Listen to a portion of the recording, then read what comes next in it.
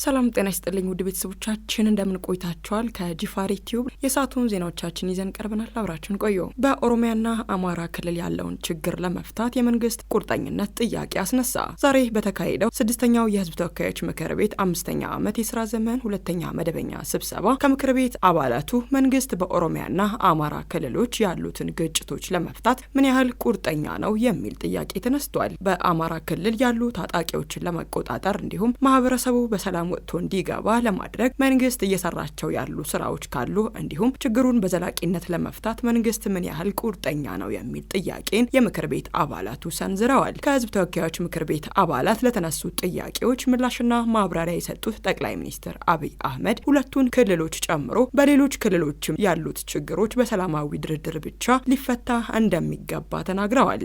ጸጥታን በሚመለከት ከብዙዎቻችሁ የተነሳው ኮንሰርን በጣም ትክክለኛ ኮንሰርን ነው። ለኢትዮጵያ ሰላም ያስፈልጋል።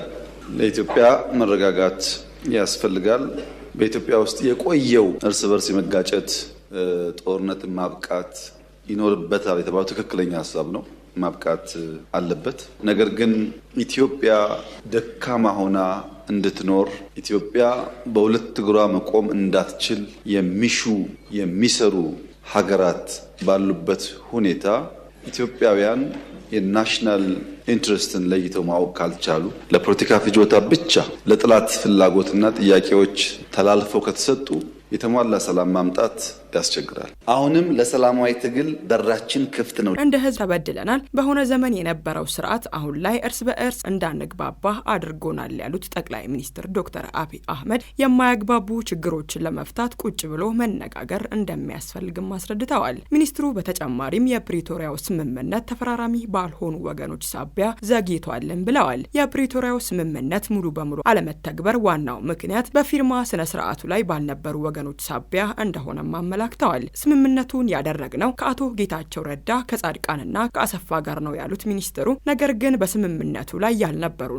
ስለ ፕሪቶሪያ ምንም የማያውቁ ግለሰቦች ፕሪቶሪያን እናስከብር እያሉ ነውም ብለዋል። ሚኒስትሩ መንግስት ከህወሓት ጋር በፕሪቶሪያ ያደረገውን ስምምነት ሲያስቀምጡም ፕሪቶሪያ ስምምነቱ አንደኛ ቲፒኤልኤፍ ህጋዊ ምርጫ አላደረገም፣ ህገ መንግስት ሶን ያካሄደውና ያን የጨበራ ምርጫ ይሰርዝ። እሺ ይሰርዛለሁ። ሁለተኛ በዚያ ምርጫ ሲያበያ የተቋቋመው መንግስት ይፍረስ፣ ህጋዊ መንግስት አይደለም።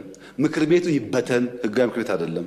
ሶስተኛ ከሁሉ የተውጣጣ መንግስት ይመረጥ፣ ትራንዚሽናል ገቨርንመንት ይቋቋም። ቀጥሎስ በህዝብ የተመረጠ መንግስትና ህገ መንግስት አከብራለሁኝ። እዚህ ያለው ጠቅላይ ሚኒስትር ነው ተመርጧል። እዛ ያለው ፕሬዝዳንት ግን ይወርዳል ነው ስምምነቱ።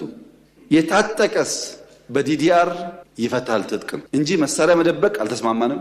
ማሰልጠን ማስመረቅ አልተስማማንም። ስምምነቱ የታጠቀው ያስረክባል እንጂ መሳሪያ ደብቆ ማስቀመጥ ወይም በኮንትሮባንድ ለመግዛት መሞከር የሚል ስምምነት ላይ አልነበረም።